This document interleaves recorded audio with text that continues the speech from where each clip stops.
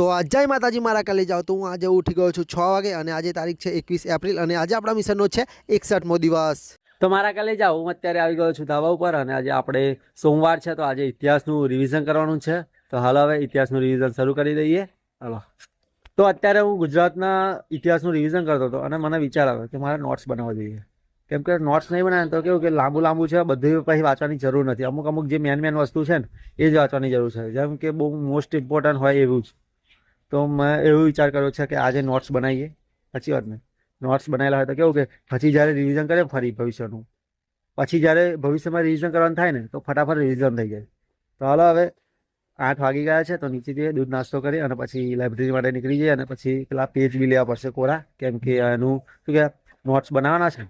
હાલો હવે નોટ્સ બી બનાવી દઈએ મસ્ત એકદમ પરફેક્ટ, એટલે પછી ભવિષ્યમાં થોથા બહુ લાંબુ વાંચવું ના પડે, શોર્ટમાં એટલે ખબર પડી જાય આપણને। હાલો તો મિત્રો અત્યારે હું 8:45 વાગે નીકળી ગયો છું ઘરેથી અને અત્યારે આપણે જવાનું છે લાઇબ્રેરી। તો હાલો હવે નીકળી જઈએ લાઇબ્રેરી અને આજે એવો વિચાર છે કે નોટ્સ બનાવીએ ઇતિહાસના। હાલો હવે ચોપડામાં નોટ્સ બનાવીશું, કેમ કે પેજમાં નહીં મજા આવે। હાલો તો મિત્રો અત્યારે હું આણંદ આવી ગયો છું અને અત્યારે હાલીને જઈ રહ્યો છું। તો શું કરીએ, ચાલીને જવાનું થાય છે, બહુ કંટાળો આવે છે અને ભૂખ બી આજે તો લાગી છે, કેમ કે પાપડી અને દૂધ જ ખાધું છે, ઘરે બહુ પૌષ્ટિક આહાર ખાધો નથી।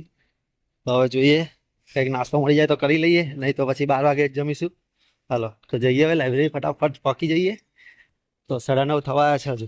હાલો તો મિત્રો ફાઇનલી હું આવી ગયો છું લાઇબ્રેરી। તો હાલો હવે લાઇબ્રેરીમાં ઘૂસી જઈએ અને વાંચવા માંડીએ।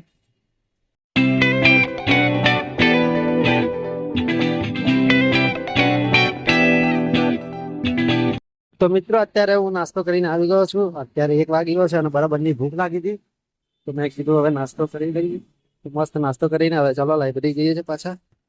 તો મિત્રો અત્યારે 3:30 વાગી ગયા છે અને થિયરી વાંચું છું ને એટલો બધો કંટાળો આવે છે ને તો વાત ના પૂછો। એવું થાય છે કે વાંચવું જ નહીં એવું થઈ જાય છે। બોલો, થિયરીમાં મને ગમતું જ નહીં તો કંટાળો જેટલો બધો આવે છે, પણ શું કરીએ, મજબૂરીનું વાંચવું જ પડે, છોડાય નહીં સબ્જેક્ટ, નહીં તો ધંધે લાગી જવાય। હાલો પાછા વાંચવા જઈએ। તો મિત્રો અત્યારે 6 વાગી ગયા છે ને હું ઘર જવા માટે નીકળી ગયો છું। મારો દિવસ શરમ બહુ આવે છે, હા, કોઈકને કોઈક જોતું જાય સારું લાગે ન લાગે। તો અત્યારે મેં મારા કલે જાઉં ઉંમર છે બધી દાખલા કર્યા ગણિતમાં, અને ઇતિહાસમાં તો ખાલી ગુજરાતનો ઇતિહાસ જ વંચાયો છે, ભારતનો તો રહ્યો। તો હાલો હવે ઘરે જઈને બધી વાત કરીએ।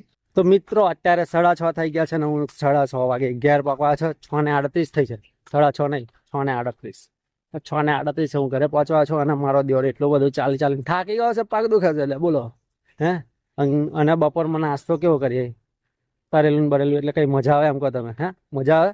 મારો તો વિચાર એવો છે કે ટિફિન લઈને જાઉં, મારો દિવસ ટિફિન જ કોઈ નહીં બનાવેલું, હે કોઈ ટિફિન જ નહીં બનાવેલું। આજે તો નાસ્તો બી સવારમાં કર્યો, એ કેવો પાપડીનું દૂધ કર્યું હતું, એટલે પછી ભૂખ તો લાગે। પછી બપોરમાં મેં નાસ્તો કર્યો, કેળા બી લીધા, પણ કેળા લીધા ને તે કાચા આવ્યા। બોલો, મારું કિસ્મત જ ખરાબ છે। હે કેળા લીધા એ કાચા આવ્યા, એક ખાધું પછી બીજા એવા ને એવા રહેવા દીધા, ઘરે મૂકી દઈશું એ।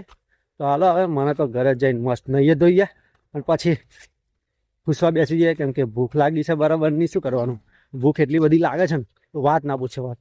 બપોર બી લાગે છે અને ખાઈએ ને પછી બપોરમાં ઊંઘ આવે, મારો દિવસ વધારે પડતું ખાઈ લઈએ તો પછી હવે જોઈએ, એ વાંધો નહીં। તો તકલીફ તો વેઠવી જ પડશે ભાઈ, એમને આમ થોડી કશું મળી જાય।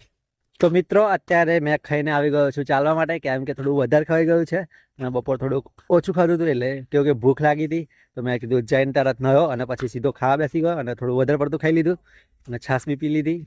અત્યારે છાશ ના પીવી જોઈએ પણ મેં હવે પીધી, કેમ કે વઘારેલી ખીચડી હતી। તો હાલો મારા કે લઈ જાઓ હવે। અને આજે લગભગ આપણે કેટલું વાંચ્યું છે ખબર?